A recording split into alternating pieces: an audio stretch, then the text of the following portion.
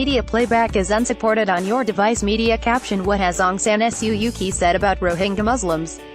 Veteran U.S. diplomat Bill Richardson has resigned from an international panel set up by Myanmar leader Aung San Suu Kyi to advise on the Rohingya crisis.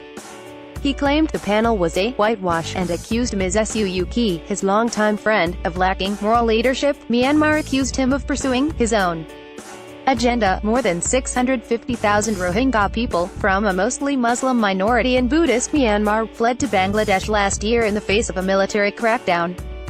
Many are now living in refugee camps in the neighboring country. Bangladesh has said they will all be returned to Myanmar within 2 years.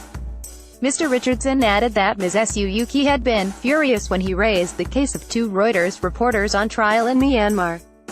The journalists have been charged with breaching the Official Secrets Act while working on coverage of the Rohingya crisis. Ms. Suu Kyi exploded at Mr. Richardson when he mentioned the journalists. He told the New York Times, "Her face was quivering, and if she had been a little closer to me, she might have hit me. She was so furious," Mr. Richardson said.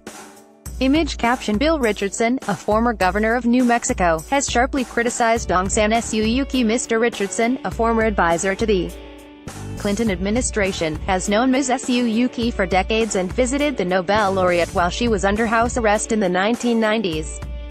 He told Reuters he was resigning from the advisory board because it was a whitewash and he did not want to be part of a cheerleading squad for the government. He was alarmed by the lack of sincerity with which the critical issue of citizenship was discussed, he wrote in a statement. What has happened to the Rohingya? Media playback is unsupported on your device. Media caption: Watch, who are the Rohingya?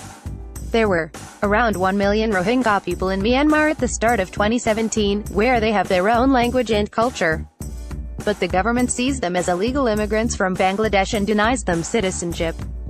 In August last year, after Rohingya militants in Rakhine State attacked police posts, people started to flee across the border. Arriving in Bangladesh, they told repeated stories of troops backed by local Buddhist mobs, burning villages and attacking and killing civilians. The military offensive has been described by the United Nations as a textbook example of ethnic cleansing, something Myanmar denies.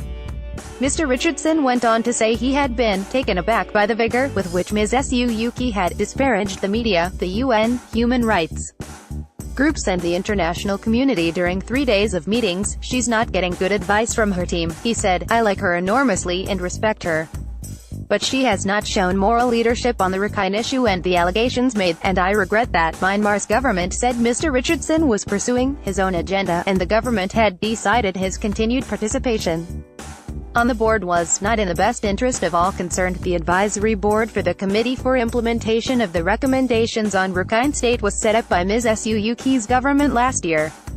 Blistering criticism. BBC Southeast Asia correspondent Jonathan Hedrarlikan. Such blistering criticism have come from a seasoned diplomat of a woman whose cause he once championed, and whom he considered a friend.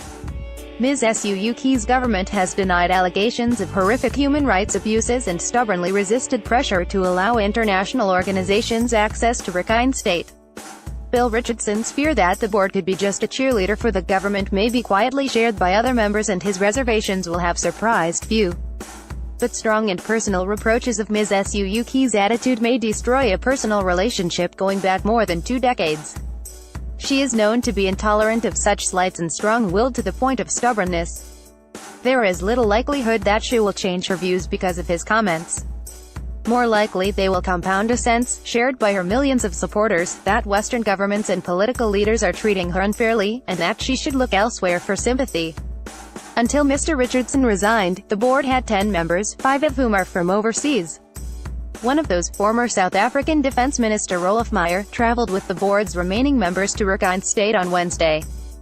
He told Reuters the visit had been very constructive, and said any suggestion the board was just a rubber stamp or a voice on behalf of the government would be completely untrue, unfair. We haven't done any recommendations so far. Another member of the board, Kin Nyo, told the BBC that Mr. Richardson was asked not to urge for the release of the Reuters journalists in the meeting, as it did not concern the board. The advisory board is independent, and the government don't restrict anything on us, she said.